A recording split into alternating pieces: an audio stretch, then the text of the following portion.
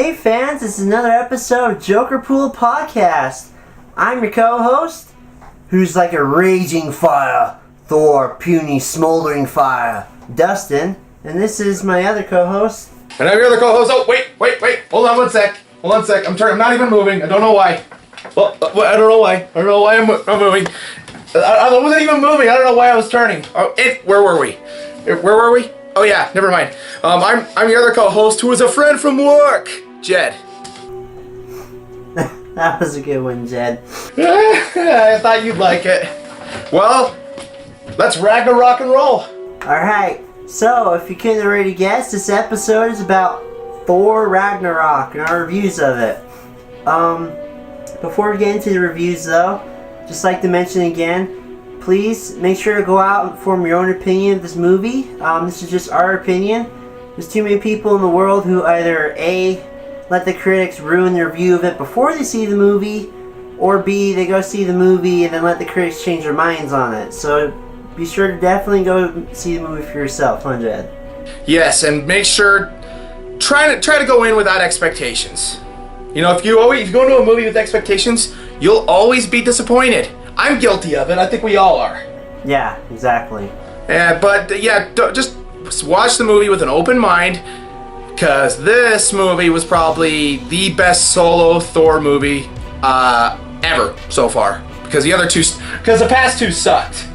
Not probably, definitely. I mean, I did like the last two, but this one blew those out of the water. I mean, what I wanted to see was is it weird to hear me say that I don't like it when Thor's on Earth? No. You don't think that's weird? Well, he's a god. I mean, like, he should be dealing with it. He's a space alien. I mean, I like the stories I like to see is him going off into space and having crazy space adventures. Those are the ones that I enjoy the most. Yeah, I mean, same here. Like, I mean, a lot of villains in Thor's Rogues Gallery are like Armageddon level monsters. I mean, you got Surtur, who makes an appearance in this. You got Hela, who is the villain of this show. But it's not not one of the best villains we've gotten. I'm just gonna put that out there right now. I thought she was. I mean, not the best, like Solo. I mean, we hardly spend time with her, so we don't really see. I mean, we see her kill a lot of people, of course, but I just wanted more establishing on how evil she truly is. See, you get what I mean? Do you get what I mean when I'm saying that, Dustin? Yeah, like, I mean, of course, she could have gotten more screen time, but then again, Thanos has been in multiple movies, and all he does is say cool one-liners, so she's really cooler than Thanos in my book. Thanos can easily trump her. Can trump anybody. Something, but he's got to get off the stupid floating toilet chair. I mean, Did you take that? The porta potty for all we know. Did you take that from the villain pub from How It Should Have Ended, Boss Battle? Oh yeah, that's how it should have ended. We'll look them up. We recommend them too. But here's something cool. All right, where are we gonna start? Well, I just want to mention I lucked down and got to see it for free with my dad. Yeah, got a VIP ticket through Allstate Insurance. So yeah, I gotta go see it for free, and I got free popcorn, and it was awesome. That's cool. I got to see it in D-box seats. Oh, cool. Was it a cool experience? Some D-boxes don't work well with movies, some work better with others. It moves. If you want like a heavy mover, this is not one of them. I thought it was going to be heavier. Maybe there was something wrong with our chairs. I don't know. But if you want, I recommend them if you're willing to spend $40. Yeah. not per ticket, but that was the total. Right. Yeah. For 2 tickets for me and my girlfriend Kira. Very cool. Yeah. How about I'll give my spiel, then you can give your spiel on it. Will that work, Jed? Go for it. Okay. So me personally, I thought this was easily the best Marvel film of the year so far, and definitely the best Thor film. One of my favorite Marvel movies so far. I wouldn't say it surpassed, like, I still really love Doctor Strange, but this one was amazing. Like, finally, it's not a movie where like the villains is so. It's like epic good versus pure effing evil movie, which I love, like a classic movie. Well, technically, at the end, it was evil versus evil. That's true, but we don't want to spoil the ending for him. But it is awesome. There's so much action in it. The cinematography is great, and like the way the story goes, it actually fits. You gotta go to other planets, and it was hilarious as heck. One of my favorite moments is something that I took from my intro. It was in the intro, is when he first meets Cerner on his planet, and he's like he's spinning in the chains. Like, wait 1 sec, let me come around. But then it kicks off with some amazing action with Led Zeppelin blazing. You know what? Anytime I think of Thor fighting, I either think of Slayer or Led Zeppelin. Yeah. You know what I mean? I love that they actually put the Led Zeppelin song in the trailer in the movie. They usually don't do that. You know, you got this. I love the immigration song that they have. I love it. I loved it. I was during that whole fight scene. I was like, yeah, I was head bopping.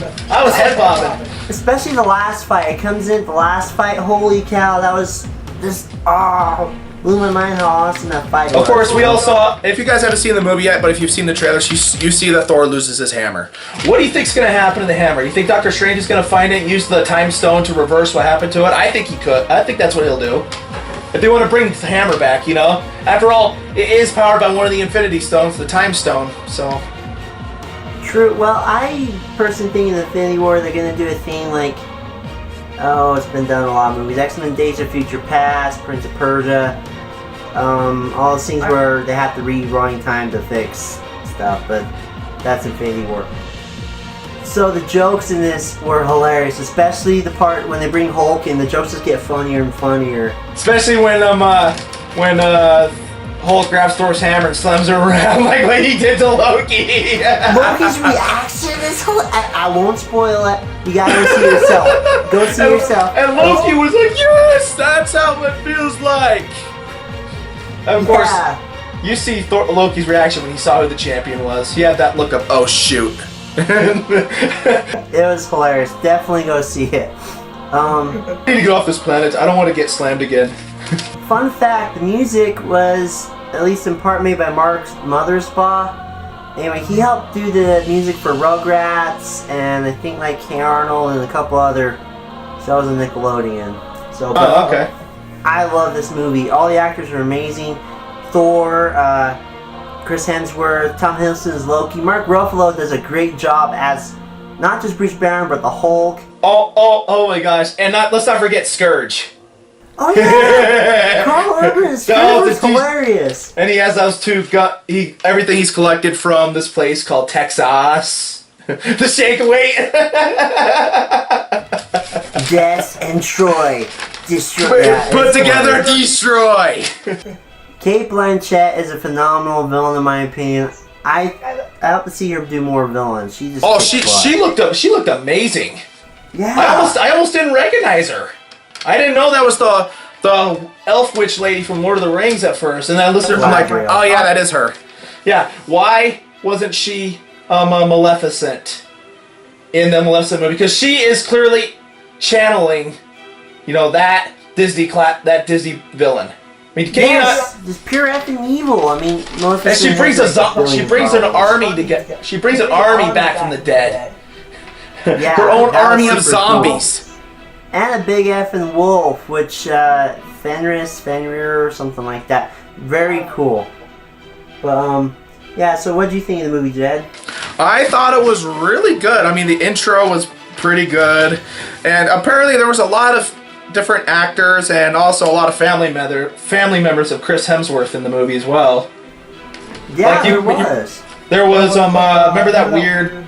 No, little spoiler. There's like a little play that they do to in Asgard. Show what happened to Loki in Dark World, kind of catch up what happened. But the guy that played the fake. Loki's trying to immortalize Loki by making a play about, but the people playing the characters in the play. Did you know that the fake Loki was Matt Damon? Yeah, when I saw him, I was like, holy crap, they got him in this movie. What's really funny is that they haven't worked together in the movies, but in real life they're buds. They're buddies. Matt Damon, Chris Hemsworth, and Matt Damon are buds. Really? I didn't know they even knew each other. That's cool. And the fake Thor was Chris Hemsworth's brother. Not Liam Hemsworth, but the other one? Yeah, the other one. Okay. He kind of looks like Chris Hemsworth a little bit, too. Yeah, he did. They did a great job. And when they go to Earth for a short time, they there's one of the girls that stops and asks Thor for a selfie, for a picture. One of those girls was actually his sister. Really? That's cool. I had no idea. He's got a big family, it sounds like. Yeah. So what do you think of the Hulk fight, Jed? It was the best Hulk-Thor fight ever. Yeah. I would put it up there better than the Iron Man Hulk fight, too. No, I put it up better than the Thor Hulk fight in Avengers. Well, yeah, but I would say it's even better than the Iron Man Hulk fight. I mean, this was just really, really good. Iron Man Hulk fight? Oh, you mean the Hulk and Hulkbuster? Okay, you know what? That was the biggest highlight of Age of Ultron for me, was the Hulkbuster. Tops, hands down. For me at least. Well, like, one of the biggest highlights. It was a good part. But when they go to Sakaar, I think that's the name of the planet, talk about a callback to Planet Hulk and World War Hulk stuff, huh? Yeah, that comic is the whole reason that this gladiator match is in the movie. Watch Planet Hulk or read the comic World War Hulk to find out more about that, but it's really intense. Yeah, but what's really cool is that the building that they go to, there's like different stone heads. Big, giant stone heads on the side. Of course, the top one that you'll recognize if you watch the movie is Hulk. But the other ones, I already told you one, Man-Thing. Man-Thing was one of those heads. But there was also a bunch of others that I actually had to listen to a movie review. I listened to a movie review podcast called Now Playing, the movie review podcast. If you don't listen to podcasts, if you want to listen to good movie reviewer, you know what I mean, guys are going deep into like the characters and what they think and the themes and their thoughts, and they say what they feel about the movie, and they're not afraid to say it, which I am glad they do, because sometimes movies deserve to be torn down. But, yeah, some movies. Yeah, but I recommend them. I'll put the picture. I'll show you a picture right there. I'm a big fan of you guys Now Playing, guys, so never mind. All right, but the other heads that were there were Beta Ray Bill. Really? He was in it? Whoa. No, he was one of the heads. Right. He was one of the big stone heads. And there was Those also... who don't know, he has a version of Mjolnir and dresses like Thor and stuff too, so that's pretty cool. Another one was Bi-Beast. Bi-Beast? Yeah. Like Bi as in two? Like B-I. Yeah. Bi-Beast. Never heard of him. And another one on there was Ares. I mean, I'm not talking about Wonder Woman Ares, I'm talking about the Marvel Comics Ares. It's free canon, everybody. Yeah, one of those was the Marvel version of Ares. Huh. Hey, Okay. yeah, the Olympian gods are in Marvel Comics too, except the only difference between that Ares and the DC Ares, the Marvel Ares is actually a hero. There's your difference. Yeah, there's your difference. Oh, cool. I like the Wonder Woman version a lot, but I just wish they would have made him scarier. But anyway, and of course, he was really the cool. mid-credit scene was good. The end credit scene, man, I wish they would stop doing the stupid. Where like it doesn't. Like what they did in Spider-Man: Homecoming. It's like you really expected there would be another scene or something like that. Oh, like yeah. there was no. I mean, the end credit scene, if you want to have a good laugh with Jeff Goldblum again, since he plays the Grandmaster, who's the brother of the Collector. Yeah. Watch the end credit scene. It's so, in my opinion, it's dumb. But the mid credit scene, that there's a big ship that shows up and stops them in their tracks, which just so happens to be Thanos' ship. Yeah, finally the mid-credit scene, well, at least one of them actually affects future movies. Like, they rarely do that anymore nowadays. Since like the first Avengers, not many of them have been like worth, you know. Yeah. This one was. Yes, and Loki. Sometimes I wish that he would stop going from good to bad. I mean, even Thor even calls him out. You'll always be the god of mischief. You'll always be the trickster god.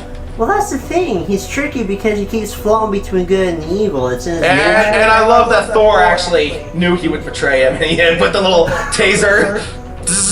That was hilarious. Not as hilarious as the Rock guy. What was his name again? Korg. Oh my gosh, he was hysterical. Like the whole the three prongs thing, like this thing. He's like, this vampires all standing next to each other. Three vampires, yeah. And I stepped on him, and I think he's dead, and he's carrying him around. He's like, oh, he's alive. Wait, what was your question? I would like to see him with the Ravagers. You know, he's played by the director. I knew that. I knew that it was his voice. Oh, speaking of which, well, not of which, but you know, sometimes movie actors, if they want to have them star in their movies, they got to keep them happy, right? Mm-hmm. Chris Hemsworth, until now, Chris Hemsworth was notoriously quiet until this movie. In this movie, this Thor movie, he had a few conditions that he wanted. First one, he wanted it to be shot in his home country of Australia. Which is pretty cool. They got a beautiful country.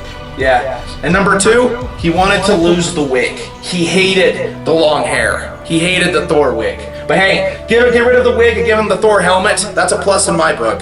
Yeah, I mean, it was cool to see the Thor helmet at least one more time. It might pop up in Infinity War. He might be. And it's you saw him pull it out. It's like expandable. You know, it's like it can shrink and do all that. So he can put it in his pocket. Yeah.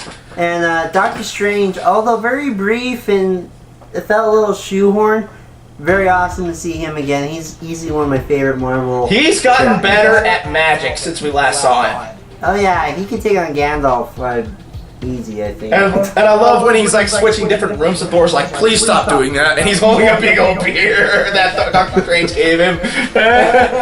And when he calls the hammer or disguises an umbrella back, and he's like, sorry about that. And Doctor Strange is just like giving him the look like, really? And then he says Loki and Thor through the portal. He's like, yeah, good night. Before Loki can come at him. Oh, that was great. Awesome.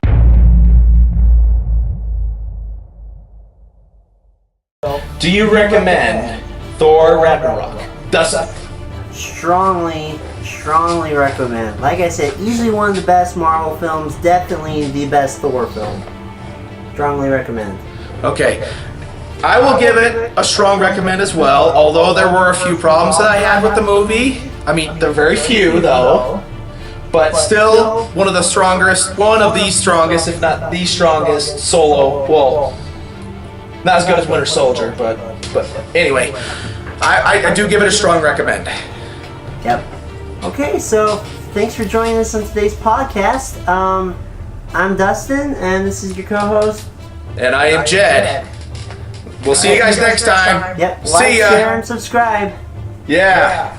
Woo!